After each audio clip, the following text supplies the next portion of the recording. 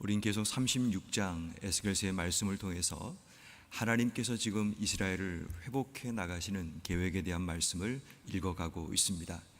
특별히 오늘 본문의 32절 이하의 말씀은 이 36장의 마지막 결론과 같은 말씀이면서 하나님의 회복에 대한 구체적인 내용들을 담고 있다는 것을 보게 됩니다.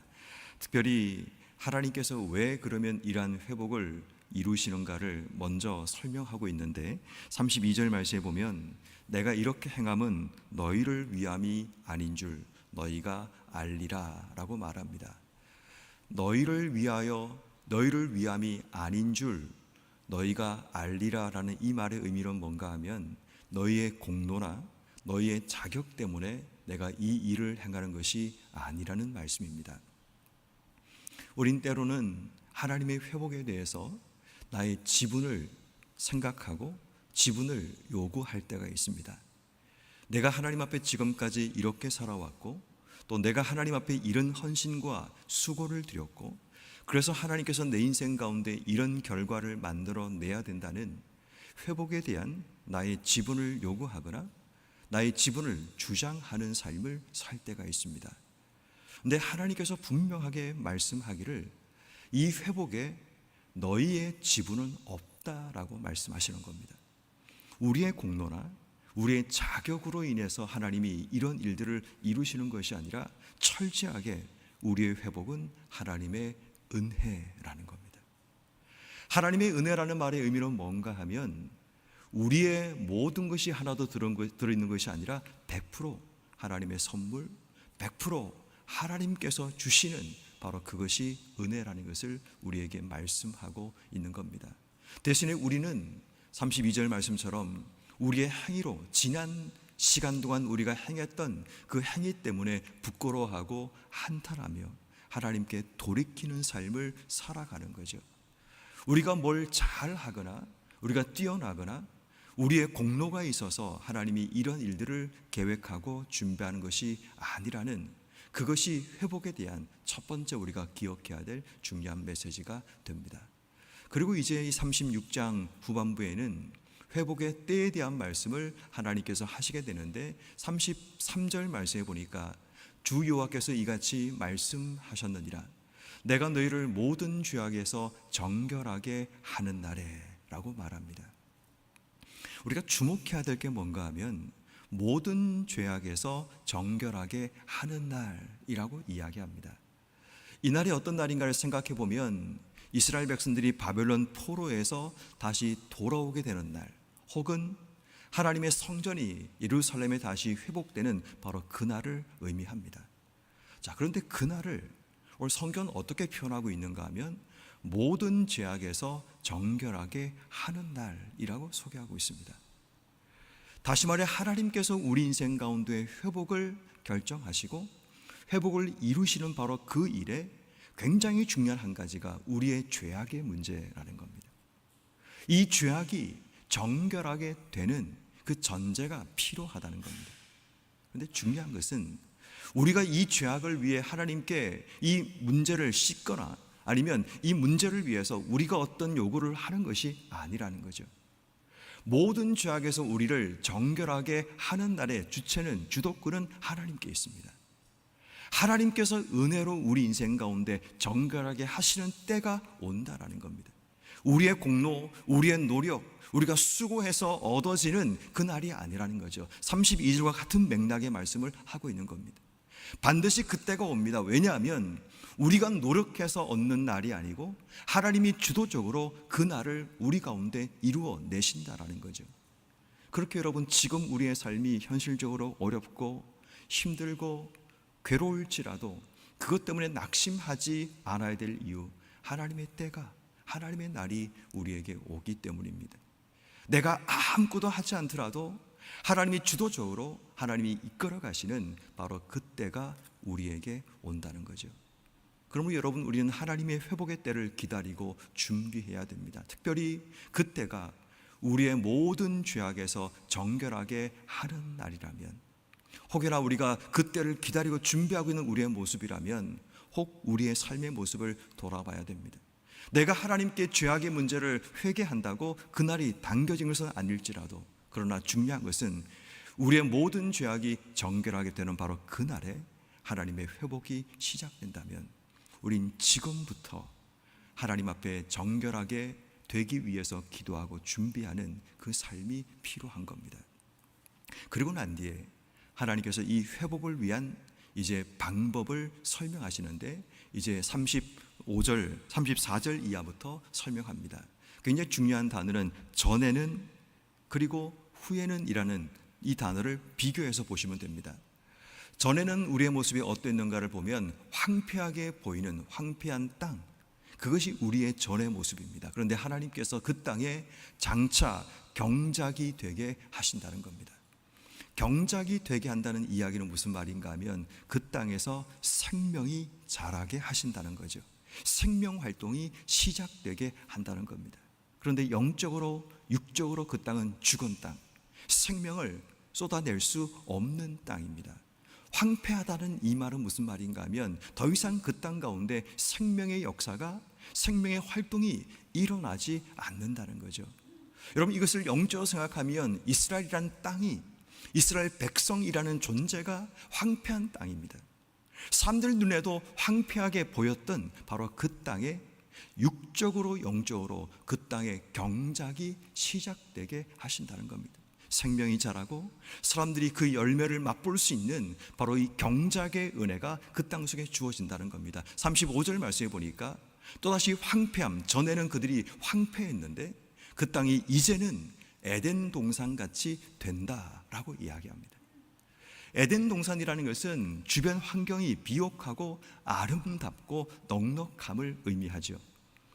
전에는 황폐하고 황무했던 바로 그 땅에 하나님이 에덴 동산처럼 완전한 변화, 우리 힘으로는 절대로 만들 수 없는 그 변화를 만들어내신다는 겁니다.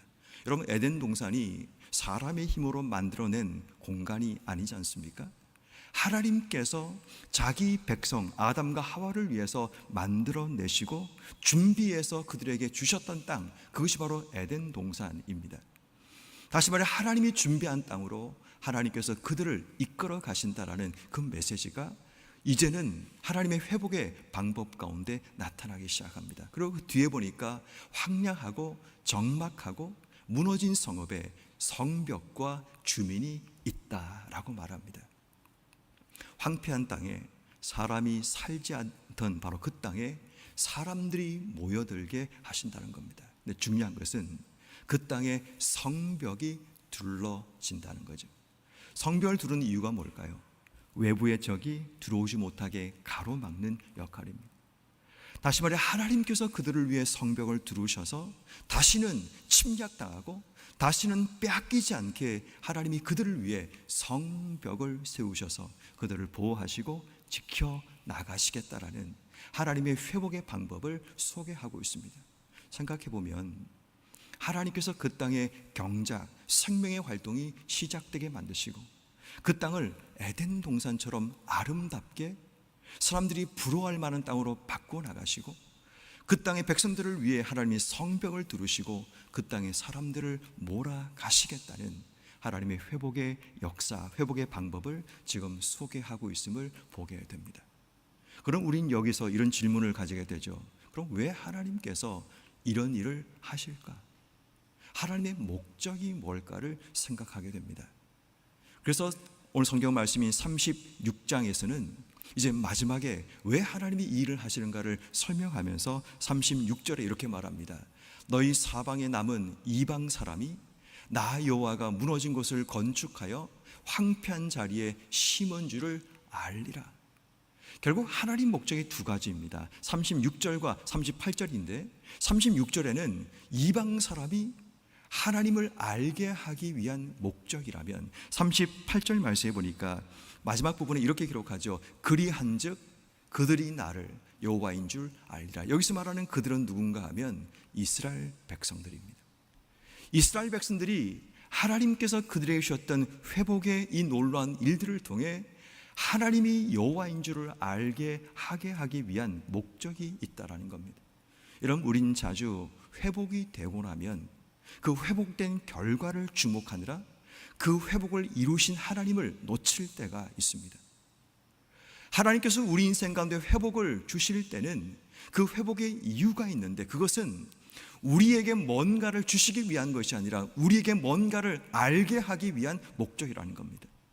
다시 말해, 고난을 당하고 인생의 위기를 당하고 또 때로는 하나님께서 우리 인생 가운데 회복과 번성함을 주실 때 그 번성함에 취해서도 안 되고, 고난 가운데 뭔가를 우리가 생각하며 살아가야 되지만, 중요한 것은 하나님이 우리에게 뭔가를 알게 하시고 있는가, 뭘 우리에게 주시고 있는가, 하나님 메시지가 무언가를 주목하지 않으면 회복도, 우리에게 주어진 놀라운 번성도 아무 의미가 없다라는 겁니다. 회복이 목적이 아니라 회복을 통해 하나님이 우리에게 알게 하시는 그것이 뭔가를 깨닫지 못하면, 우리가 아무리 인생 가운데 성공하고 우리가 원하는 결과를 이루어내고 우리가 정말 기대하는 그 자리에 나갈지라도 아무것도 우리에게 남는 것이 없는 겁니다. 그러면 성도 여러분, 꼭 기억해야 될 중요한 한 가지는, 하나님 지금 내 삶 속에 기도하는 그 제목을 통해 내가 여호와 하나님인 줄 알게 하는 그 은혜가 있기를, 이 사건을 통해 내 주변 사람, 특별히 가족이나 주변 사람들이 하나님께서 우리 가운데 역사하는 것을 알게 해달라고 기도하는 것, 이게 핵심 아니겠습니까? 이게 빠져버린 우리의 회복과 우리의 번성과 우리의 성공이 무슨 의미가 있습니까? 여러분, 자녀를 위해서 기도하시잖아요. 하나님, 이 자녀의 인생 가운데 꽃길을 열어주시고 이 자녀가 취직하게 해주시고 성공하게 해주시고 잘 되게 해달라고. 근데 그게 기도일까요? 아니죠. 틀린 기도죠. 하나님께서 그들 가운데 이 길을 인도하셔서 그들이 하나님인 줄 알게 해달라고 기도하는 게 기도 아니겠습니까? 그들이 성공만 하고 잘 되어서 하나님을 떠나버린 길을 걸어가는 것이 지금 세상의 일반적인 삶의 모습인데, 우리가 그렇게 지금 세속적인 기도를 하고 있다면 그 기도가 틀렸다는 겁니다. 이것을 통해 하나님께서 무엇을 우리에게 말씀하시는지 그것을 깨닫게 하고 알게 하고, 그 아이를 통해서 하나님 주변 사람이 하나님을 보게 하고 하나님 만나게 하고 하나님 깨닫게 해달라고 기도하는 것, 이것이 우리가 해야 될 기도가 아니냐라는 겁니다. 회복의 중심이 뭔가를 모르면 우리가 하는 모든 기도는 세속적인 기도, 결국 기복적인 기도를 하며 이 땅의 삶을 살 수밖에 없다는 거죠. 특별히 오늘 성경 말씀에 보면 37절과 38절에 양떼라는 단어가 기록됩니다. 37절 뒷부분을 보십시오. 내가 그들의 수요를 양떼같이 많아지게 하고, 38절에 보니까 제사드릴 양떼라고 이야기합니다. 왜 여기서 양떼라는 단어를 기록하고 있을까요? 아마도 우리는 두 가지 의미를 생각할 수 있죠. 한 가지는, 양떼는 철저하게 목자의 인도를 따라 나아가는 존재라는 거죠. 하나님이 그들을 양떼같이 많아지게 하신다라는 이 말, 제사드릴 양떼로 하나님이 그들을 치우리라 하신 말씀의 의미는 뭔가 하면, 이제 회복되고 나면 그들의 존재가 하나님의 인도하심을 따라 걸어가는 그런 존재로 바뀔 거라고 회복의 청사진을 보이고 있습니다. 그 전까지 이스라엘 백성들은 자기의 뜻대로 자기 생각대로 죄악의 길로 걸어가던 그런 존재였는데, 회복된 이후에 하나님이 그리시는 청사진은 그들을 양떼같이 목자가 이끄는 대로, 목자가 붙드는 대로 그들의 삶을 나아가는 존재로 하나님이 세우시겠다는 겁니다. 회복이 목적이 아니라 하나님이 회복을 통해 그리시는 청사진이 우리 속에 없으면, 회복이라는 눈에 보이는 목적과 결과에 집중하며 그것이 이루어지면 기쁘다, 즐겁다, 또다시 반복적인 죄 가운데 사는 인생이 되고 만다라는 거죠. 그래서 하나님이 그리시는 그 청사진이 뭔가를 제대로 보는 지혜가 필요합니다. 하나님 우리를 양떼와 같이 하나님의 목자의 음성을 듣고 목자의 인도를 따라 푸른 초장과 쉴만한 물과 그곳으로 나아가는 것, 목자의 지팡이와 막대기로 우리를 지키고 보호하시는 그 울타리 안에 우리의 삶이 거하게 하는 것, 이것이 하나님의 목적이라는 사실을 기억해야 됩니다. 또 한 가지 중요한 의미는 뭔가 하면, 양떼는 하나님께 구별하여 제사를 드리기 위한 목적이라는 겁니다. 그들의 존재를 하나님이 구별된 존재, 하나님께 나아갈 존재로 세우시겠다는 하나님의 또 하나의 청사진이 양떼라는 단어 속에 포함되어 있다는 겁니다. 그러면 성도 여러분, 오늘 하나님이 그리시는 이 회복의 은혜를 꿈꾸며 기도한다면, 여러분, 우리에게는 회복이라는 결과가 중요한 것이 아니라 그 회복의 주도권이 누구인가를 물어야 합니다. 우리가 주도권이 아니라 하나님이 주도권이 되어서 하나님이 이끄시는 그 회복을 위해서 나아가야 됩니다. 그런데 중요한 한 가지, 오늘 성경은 이렇게 말하죠. 37절 말씀에 주 여호와께서 이같이 말씀하셨느니라. 그래도 이스라엘 족속이 이같이 자기들에게 이루어주기를 내게 구하여야 할지라. 아무리 하나님이 주도권을 가지고 모든 것을 이끌어 가실지라도 우리 역할은 먼저 아십니까? 하나님께 기도해야 된다는 겁니다.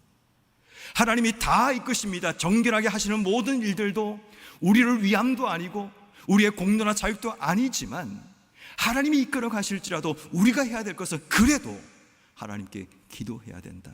내가 너의 기도 주목하고 있다, 듣고 있다라는 말씀을 하고 계시는 겁니다. 하나님이 이루어 가시는 이 회복의 길목에 서 있습니다. 교회도, 우리의 가정도, 개인적인 우리의 삶도 하나님이 이루어 가시는 회복의 길목 속에 우린 서 있습니다. 그 회복에 우리 역할은 하나도 없습니다. 하나님이 주도권을 가지고 회복의 때와 회복의 방법과 회복의 모든 것도 하나님이 이끌어 가십니다. 하나님께서 다시 우리의 삶에 경쟁할 수 있는 은혜를 주시기를 기도해야 되겠죠. 에덴 동산같이 기쁨과 감사와 평안이 넘치는 그 공간을 위해서 기도해야 되겠죠. 하나님이 우리의 모든 삶을 성벽으로 둘러주시고 우리의 삶에 번성함의 축복이 있도록 우린 기도해야 되겠죠. 그런데 그 모든 것의 목적이 뭔가 하면 하나님을 알게 하고 이방 사람이 우리의 회복을 통해 하나님이 어떤 분인가를 깨닫게 만드는 것, 이것이 우리의 역할이라는 사실을 기억해야 됩니다. 그리고 우리의 존재는 양떼와 같이 하나님의 인도함 받는 존재, 하나님을 따라 걸어가는 존재, 그분께 구별하여 드리는 그런 존재로 세워지는, 이것이 우리가 꿈꾸고 기도해야 될 회복의 모습이라는 겁니다. 혹 지금까지 여러분 우리의 회복의 기도가 잘못되었다면, 눈에 보이는 결과를 위해서만 기도하고 나갔던 우리의 회복의 모습이었다면, 오늘 철저하게 하나님께 돌이켜서 하나님께서 주도하시는 회복, 하나님이 주도하시는 때에 하나님께서 그리시는 그 청사진의 모습으로 우리의 회복이 변화되기를 기도해야 됩니다. 교회도 마찬가지입니다. 우리가 꿈꾸는 회복의 때는 하나님이 이 성전이 다 채워지는 것, 우리가 재정이 넉넉해지는 것, 혹시 수많은 사람이 이곳에 몰려오는 것, 이것이 우리의 회복이라면 틀린 기도입니다. 하나님의 공의가, 하나님의 질서가 이 땅 가운데 세워지고 하나님이 주도하셔서 하나님이 우리 가운데 하나님의 성벽을 두르시고 하나님이 경작하시고 에덴 동산까지 성도들이 기쁨과 평안과 감사가 넘쳐나고 이것을 통해 우리가 철저하게 하나님의 양떼와 같이 인도함 받는 그런 교회, 그래서 이것을 통해 모든 성도가 하나님이 우리 안에 계시는구나, 천국을 맛보는 교회, 그리고 주변 사람들이 이곳이 하나님이 계시는 곳이구나, 이것을 알게 만드는 교회, 이것이 우리가 꿈꾸고 기도하는 회복의 메시지입니다. 오늘 이 새벽에 그 회복의 은혜가 여러분 가정과 삶의 자리에 넉넉하게 임하기를 주의 이름으로 축원합니다.